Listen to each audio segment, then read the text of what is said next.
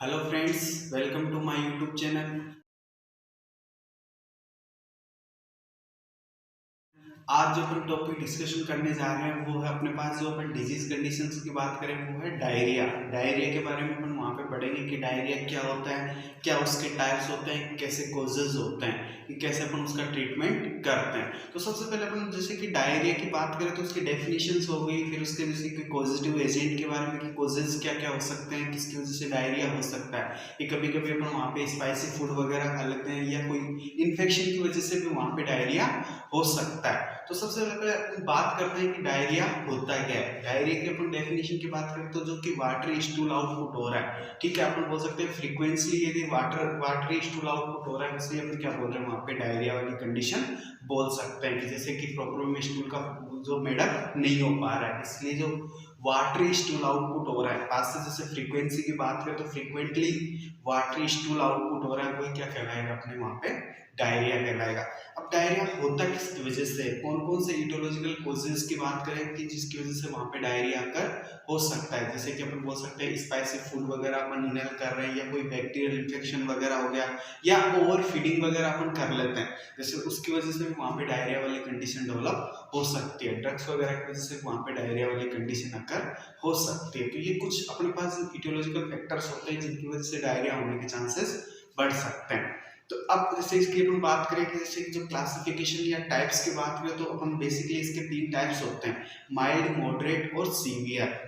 Mild की condition होगी, moderate वाली कंडीशन होगी और सीवियर कंडीशन, जो according to sign and symptoms के अकॉर्डिंग अपन इस चीज को जज कर सकते हैं, या कितनी बार अपन वहां डेफिकेशन के लिए जा रहे हैं उसी के अकॉर्डिंग अपन वहां पे क्या कर सकते हैं, उसको क्लासिफाई कर सकते हैं। कि जैसे कि माइल्ड वाली कंडीशन होगी, मॉडरेट हो गया और सीवियर हो गया। तो माइल्ड वाली कंडीशन के अकॉर्डिंग अपन बोल सकते हैं कि कोई भी यदि पेशेंट है, यदि वो 2 से लेकर 3 टाइम के बीच में यदि वो फ्रीक्वेंसी के लिए जा रहा है, ठीक है, तो वो अपन वहां पे इसको अपन वहां पे कंडीशंस 2 से 5 या 2 से 3 तक वहां पे डेफिकेशन के लिए जा रहा है, उसे अपन बोल सकते हैं वहां पे माइल्ड वाली कंडीशन। कि उसी के अकॉर्डिंग वहां पे अपन डिनोट उसको क्लासिफाई कर सकते हैं कि माइल्ड वाली कंडीशन रहेगी।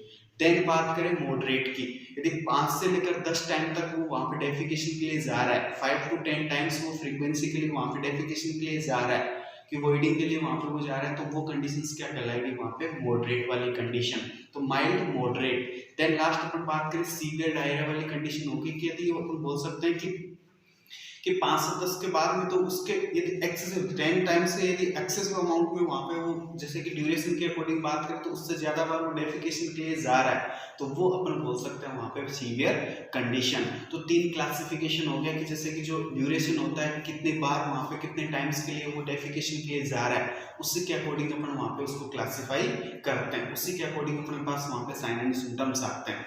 तो ये बेसिकली अपने पास क्या हो गया कि हम बोल सकते हैं कि कौन कौन से क्लासिफिकेशन या टाइप्स बोल सकते हैं डायरिया के, माइल्ड, मॉडरेट और सीवियर। कि माइल्ड कंडीशन क्या होगी, मॉडरेट वाली कंडीशन कैसे हो रही है, और सीवियर कंडीशन। तो जितने ड्यूरेशन के लिए वो डेफिकेशन के लिए जा रहा है, तो वो कंडीशंस के अकॉर्डिंग अपन वहां पे उसको क्लासिफाई करते हैं।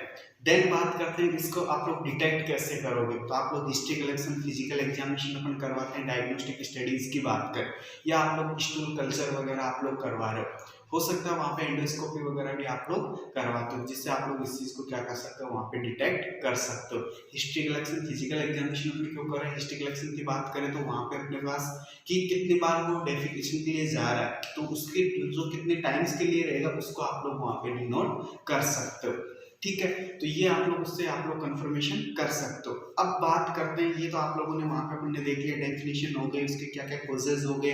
देन अब बात करते हैं उसका मैनेजमेंट या उसका ट्रीटमेंट।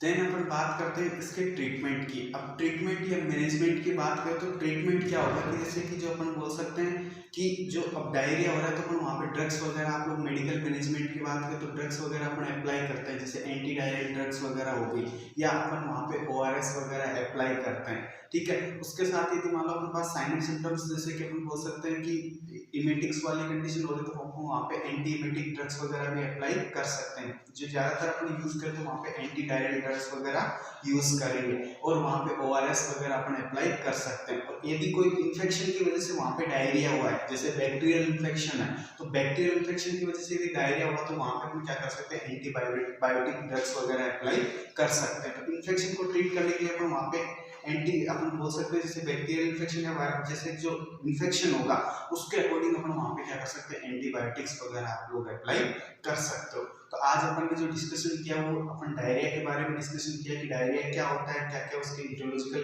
कोजेज होते हैं, और उसके बाद में उसके जैसे कि हम बोल सकते हैं कि जो टाइप्स के बारे में डिस्कशन किया, देन अपन ने उसका कैसे आप लोग वहाँ पे उसका ट्रीट कर रहे हो या उसका मैनेजमेंट कर रहे हो। तो इसके बारे में अपन ने आज डिस्कशन किया, वो टॉपिक था आपके पास diarrhoea. Thanks all of you.